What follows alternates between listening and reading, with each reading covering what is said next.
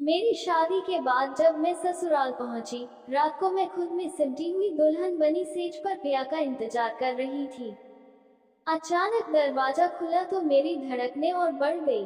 मगर यह क्या, राजीव अंदर आया, दूल्हे के भारी भरकम कपड़े बदल नाइट सूट पहनकर बोला, आप ही थक गई होंगी, प्लीज कपड़े बदल कर सो जाएं, मुझे भी सुबह ऑफिस जाना है। मेरा सिर फूलों और जोड़े से पहले ही भारी हो रहा था। ये सुनकर और झटका लगा, पर कहीं राहत की सांस भी ली।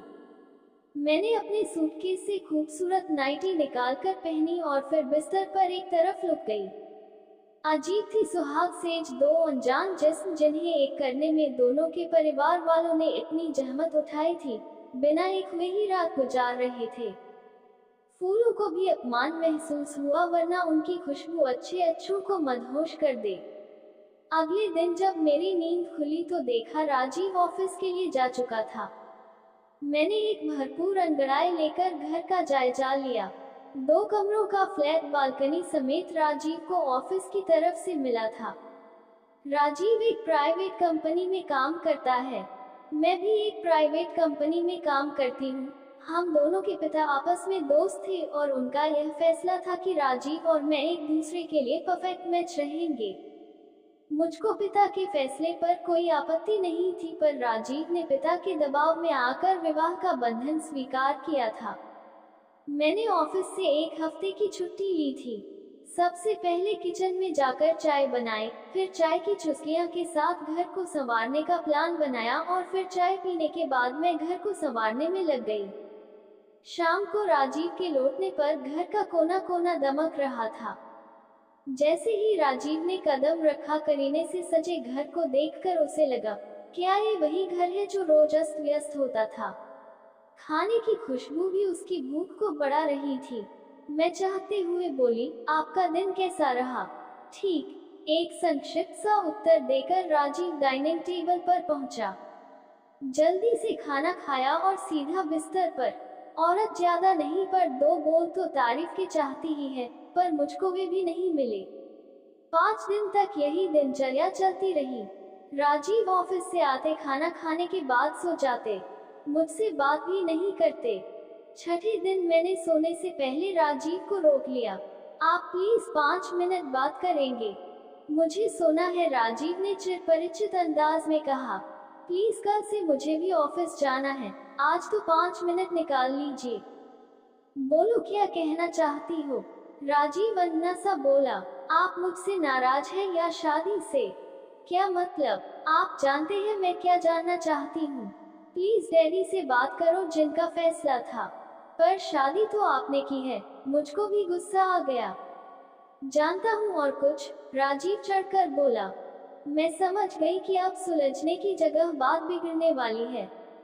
मैं बोली, क्या ये शादी आपकी मर्जी से नहीं हुई है? नहीं और कुछ। अच्छा ठीक है, पर एक विनती है आपसे। क्या? क्या हम कुछ दिनों के लिए दोस्त की तरह रह सकते हैं? मतलब? राजीव को आश्चर्य हुआ। मैंने कहा कि 1 महीने बाद मेरा इंटरव्यू है और हो सकता है फिर मैं आगे की पढ़ाई के लिए अमेरिका चली जाऊंगी, 3 सालों के लिए। उस दौरान आपको जो भी उचित लगे वह फैसला ले लीजिएगा। यकीन मानिए आपको परेशानी नहीं होगी। राजीव को इसमें कोई आपत्ति नहीं लगी। फिर हम दोनों साथ साथ नाश्ता करने लगे। शाम को घूमने भी जाने लगे, होटल, रेस्टोरेंट, यहाँ तक कि सिनेमा भी। मैं कॉलेज गर्ल की तरह ही कपड़े पहनती थी, न कि नई नवेली दुल्हन की तरह। हमें साथ देखकर कोई हमको प्रेमी युगल समझ सकता था, पर पति पत्नी तो बिल्कुल नहीं। कैफे हो या काके द होटल, दोस्तों के लिए हर जगह बातों का अड्डा होती है और मेरे पास तो बातों का खजाना था। धीरे धीरे राजीव को भी मेरी बातों में रस आने लगा। उसने भी अपनी दिल की बातें खोलनी शुरू कर दी। एक दिन रात को राजीव ऑफिस से लेट आया। उसे जोर की भूख लगी थी। घर में देखा तो मैं पढ़ाई कर रही थी।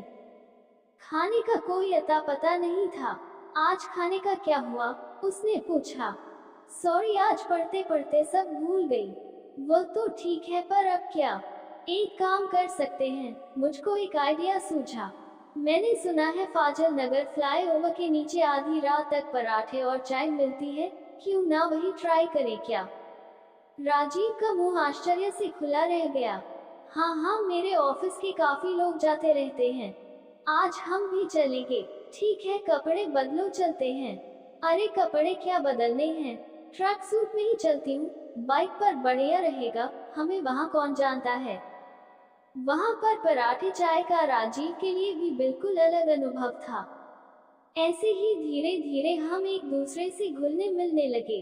अब राजीव को भी मेरा साथ अच्छा लग रहा था। आखिर वह दिन भी आ ही गया जब मेरा इंटरव्यू था। सुबह सुबह घर का काम निपटा कर मैं फटाफट इंटरव्यू के लिए रवाना हो गई। वहाँ मेरे और भी साथी पहले से मौजूद थे। नियत समय पर इंटरव्यू हुआ। मेरे जवाबों ने अधिकारियों को भी खुश कर दिया। उन्होंने कहा जाए अपने दोस्तों को भी बताए कि आप सब पास हो गए हैं। मैं दौड़ते हुए बाहर आए और फिल्मी अंदाज में टाई उतार कर बोली, दोस्तों हम सब पास हो गए हैं। फिर क्या था, बस जश्न का माहौल बन गया। खुशी खुशी सब बाहर आए। मैं सोच रही थी कि बस लूं या ऑटो, तभी मेरा ध्यान गया कि पेड़ के नीचे राजीव मेरा इंतजार कर रहा है। मुझको अपने दायरे का एहसास हुआ तो पीछे हटकर मैं बोली, आप आज ऑफिस नहीं गए। बधाई हो आयशा, तुम्हारी मेहनत सफल हो गई। चलो घर चलते हैं, मैं तुम्हें लेने आया हूँ। राजीव ने मुस्कुराते हुए बाइक स्टार्ट की। मैं चुपचाप पीछे बैठ गई। घर पहुंचकर खाना खाकर थोड़ी देर के लिए हम दोनों सो गए। शाम को मैं हड़बड़ा कर उठी और फिर किचन में जाने लगी तो राजीव ने रोक लिया। परेशान होने की जरूरत नहीं है, हम आज खाना बाहर खाएंगे या मंगा लेंगे। ओके, मैं अपने कमरे में आकर अपना बैग पैक करने लगी। यह क्या, तुम कहीं जा रही हो? राजीव ने पूछा। जी, आपके साथ एक महीना कैसे कट गया पता ही नहीं चला। अब बाकी काम डैडी के पास जाकर ही कर लूंगी और वहीं से एक हफ्ते बाद अमेरिका चली जाऊंगी।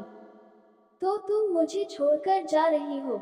जी नहीं, आपसे जो इजाजत मांगी थी उसकी आखिरी रात है आज, मैं मुस्कुराते हुए बोली। जानता हूँ आयशा, मैं तुम्हारा दोषी हूँ, पर क्या आज एक अनुरोध मैं तुमसे कर सकता हूँ?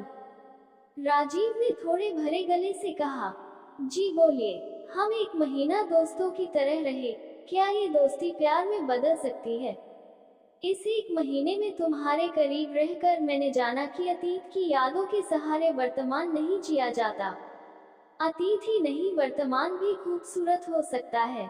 क्या तुम मुझे माफ कर सकती हो?